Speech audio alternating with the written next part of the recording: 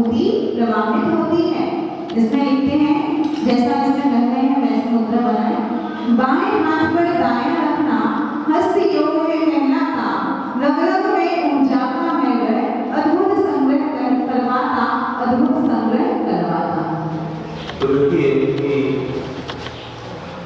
इसमें प्रकार से जब हम आसन लगाकर इस मुद्रा में बैठते हैं, बाएं हाथ पर दाएं हाथ करते हैं, वहाँ संयोग है और इससे अपनी ऊर्जा अपने अंदर ही प्रवाहित होती रहती है कि हाथों की ऊर्जा अपने हाथों में जाती रहती है, पैरों पूरे शरीर में होते जाती है, बाहर की ओर न जाकर के अपने अंदर ही रहती है। तो इससे ध्यान अच्छा होता है, ध्यान में मन लगता है और अपनी शक्ति व्यर्थ नहीं जाती है, तो वह शक्ति अपने ध्यान के लिए कार्यकारी हो जाती है। इस प्रकार से होता है। अब इसके बाद में श्वास योग। तो श्वास योग में क्या करना होता है? श्वास योग में प्राणायाम, इसमें श्वास पर ध्यान देना होता है, अर्थात पूरा कुंभक प्रेशर को ध्यान में रखना होता है। वायु को अंदर लेना, नाक के अंदर लेते हैं तो पूरा खुल जाता है। फिर पेट में लग गई तो कुंभक, फिर उसको बाहर निकालते हैं कोई मंत्र आदि का उच्चारण करते हुए ओम आदि से, तो फिर वह प्रेशर कर जाता है। जब पेट खुलता है श्वास अंदर जाती है, जिससे पूरा करते हैं। श्वास को पेट में अंदर रखना कुंभक है, कुंभ के समान पेट अपना खुल जाता है और श्वास को बाहर निकालना प्रेशर कर जाता है। वह धीरे धीरे निकालना चाहिए, तो जोर से नहीं, धीरे धीरे कोई मंत्र को उच्चारण के साथ से ओम करते हुए निकालना चाहिए। इस योग में नमो वायुदेव या ओम का चिंतन करना चाहिए। इस तरह श्वास को ध्यान में लगकर प्राणायाम का श्वास योग है।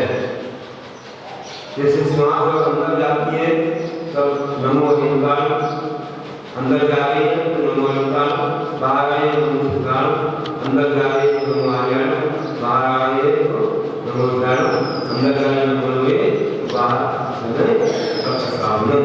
इस तरह से श्वास योग होता है और ये श्वास से कैसे ध्यान करना चाहिए और इसी प्रकार से ओम का भी ध्यान इसमें आ सकता है। और नहीं तो हम श्वास पूर्वक नमोकार करते रहेंगे तो श्वास योग चलता रहेगा। इससे काफी लाभ है, शारीरिक लाभ नहीं है, आध्यात्मिक लाभ भी है। इससे प्राणायाम के माध्यम से शरीर स्वस्थ रहता, शारीरिक शुद्धि होती है, मोटापा की समस्या से छुटकारा भी मिलता है और मन की एकाग्रता भी इस श्वास योग के माध्यम से बढ़ती है। पूरक कुंभक रेचक है ये, पूरक कुंभक रेचक है ये श्वास योग में सहयोगी, शुद्धि करते शरीर आदि की प्राणायाम सहयोगी। तो प्राणायाम से शरीर स्वस्थ रहता है।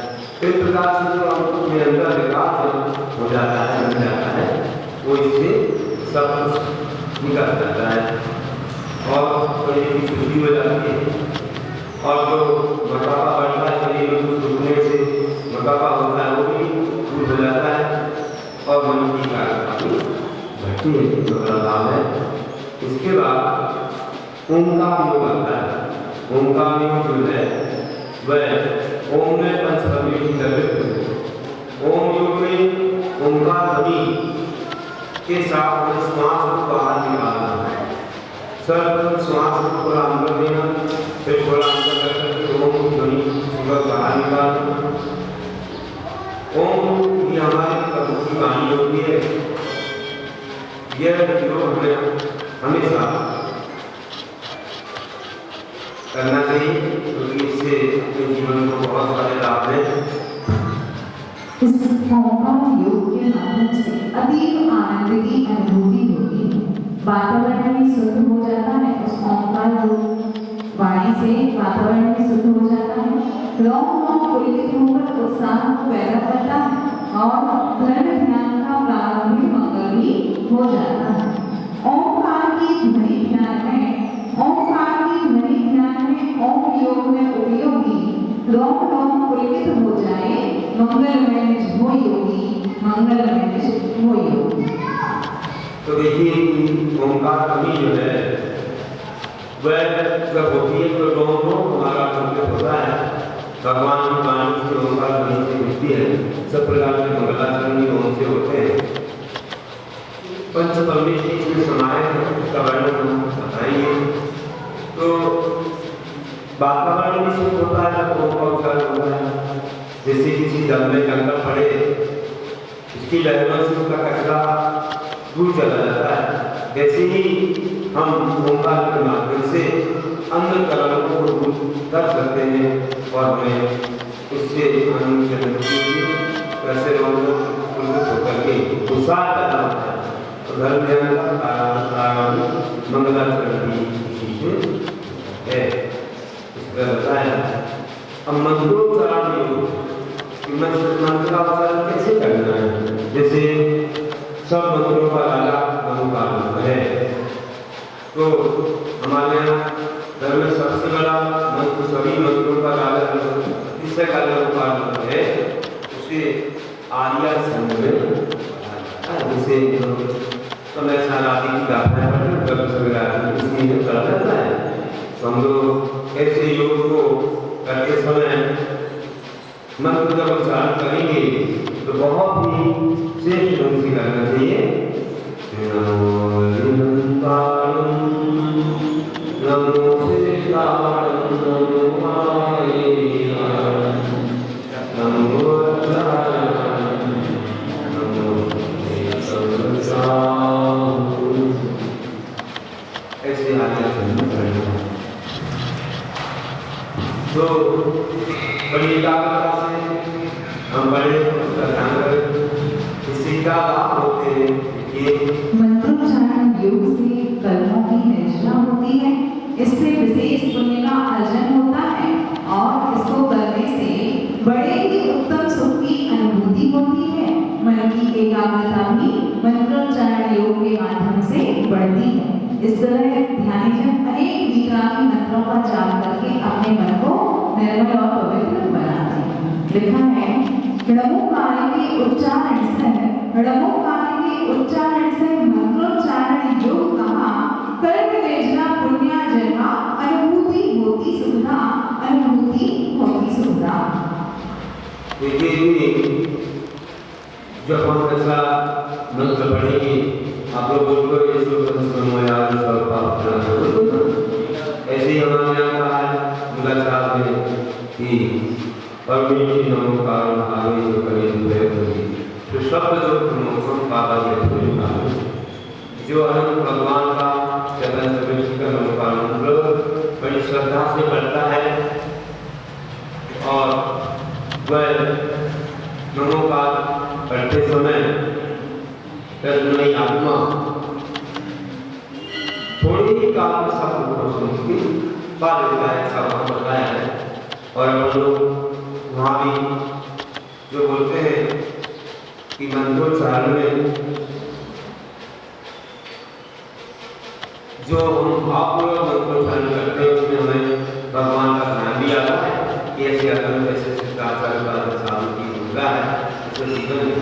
तो इसलिए हमको कोई बात दर्शन की जिम्मेदार साधु ऐसे हम आगे उनका ध्यान करते हैं, साधु की वंदना करते हैं तो हमारे लिए वैसे ही कर्मों का निर्जा का फल मिलता है। जैसे कि आंखों में उंगलियों के बीच से निकल जाता है, इससे हमारे आत्मा से पाप नष्ट हो जाते हैं। ऐसी महान चीज है। तो इस चीज की अनुभूति और एकाग्रता सब कुछ मिलता है। इसलिए इसे जरूर करना चाहिए। और इसके बाद समायोग है। समायोग क्या है? तो सब लोग क्षमा करना जानते हैं, मांगना भी जानते हैं। कई लोग मांगते हैं, करना नहीं जानते। करना सबसे बड़ा है। करना भी बड़ा है। किसी गलती हुई तो क्षमा करो, दैर के भाव मतलब तुम क्षमा मांगो तो मेरी गलती कर दी, आप क्षमा कर देंगे, अब मेरे दिन बदला बदलेगा।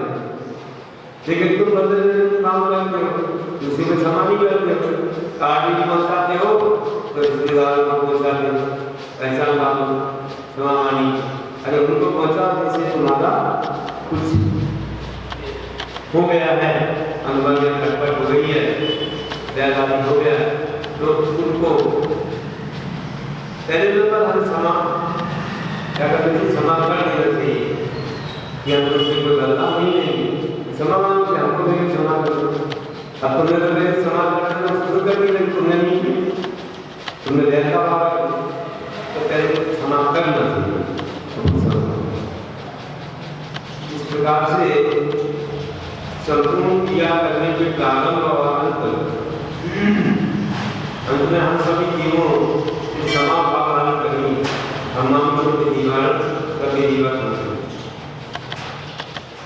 कि सब जितने भी जीव है तो सबको क्षमा करता हूँ, सब मुझे क्षमा करें। इस प्रकार सबसे क्षमा करके और करवा करके पहले सब जीवों को क्षमा करो कि मैं अब किसी से बैर नहीं करूँगा और सामने वाला मुझ पर दया कर दे, हमको क्षमा कर दे, वह क्षमा करे अथवा ना करे तो भी हमारा कर्तव्य तो क्षमा करना ही है, उसे हमें अवश्य करना चाहिए। और हम सभी जीवन ऐसा बोल करके क्षमा की भावना रखनी चाहिए। समस्त संसार प्राणियों के क्षमा भाव करना, समस्त प्राणी भी मिलकर क्षमा भाव धारण करें। सभी जीवों पर मेरा मैत्री भाव है, किसी भी